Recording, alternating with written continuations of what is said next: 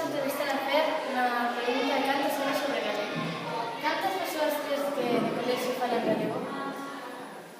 Pois, contando profes, alumnos,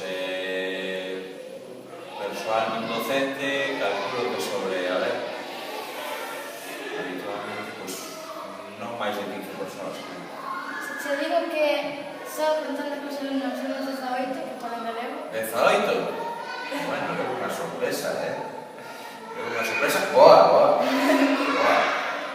Por que crees que no colexio non todos falamos galego e hai menos que falan galego?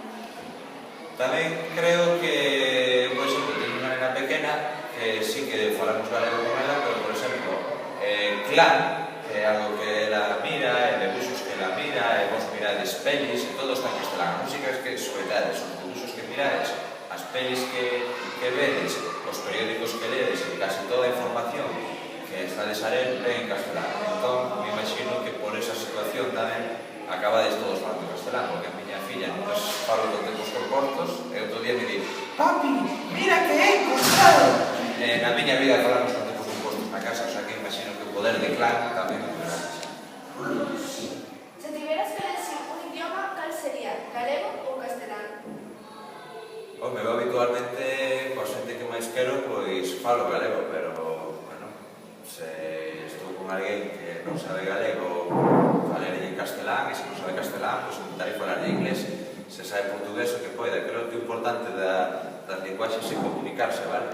Xa non a primeira vez que teño estado con alguén que non sabe nin inglés, nin eu sei húngaro, pero, bueno, ao final hai outras maneiras, de signos, linguaxe de signos e demais, e aproveitas, falas un pouco como un indio, pero creo que o importante dunha lingua é poder comunicarse con máis xente mellor. E cal que crees que é máis importante? Galego ou castelán?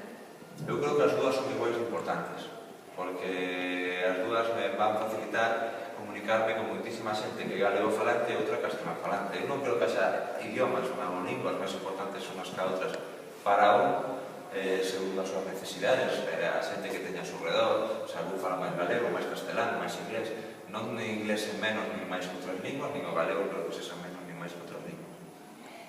Di unha palabra en galego. Boas tardes. Cabalo. ¡Falamos galego!